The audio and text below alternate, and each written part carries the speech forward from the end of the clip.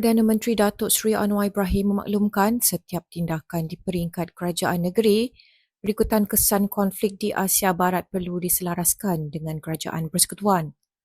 Menerusi perkongsian di media sosial selepas mempengerusikan mesyuarat khas, beliau berkata pendekatan itu perlu berasaskan kepada data serta realiti semasa. Ia supaya setiap pimpinan negeri dapat bertindak secara selari, bersepadu dan berpaksikan fakta bersama kerajaan persekutuan. Beliau yang juga Menteri Kewangan berkata ia termasuk memastikan kesinambungan bekalan tenaga negara sentiasa terjamin dalam sebarang keadaan. Katanya lagi, mesyuarat khas Menteri Besar dan Ketua Menteri pada Khamis menjadi wadah penting untuk meneliti secara menyeluruh perkembangan krisis tenaga global susulan konflik di Asia Barat.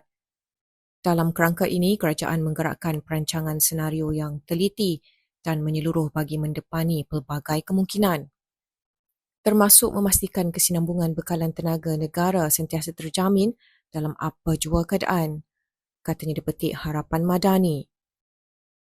PMX turut berkata fokus kerajaan Madani kekal tegas dan tidak berganjak memastikan kestabilan bekalan, membendung tekanan kenaikan harga serta melindungi rakyat daripada kesan langsung krisis ini.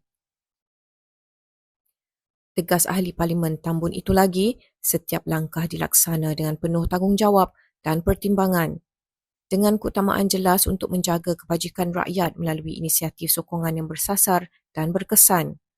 Dalam masa sama, libat urus strategik bersama semua pemegang taruh, termasuk pihak industri dan perusahaan kecil dan sederhana PKS, akan terus diperkukuh supaya setiap pendekatan bersifat menyeluruh, seimbang dan berimpak tinggi.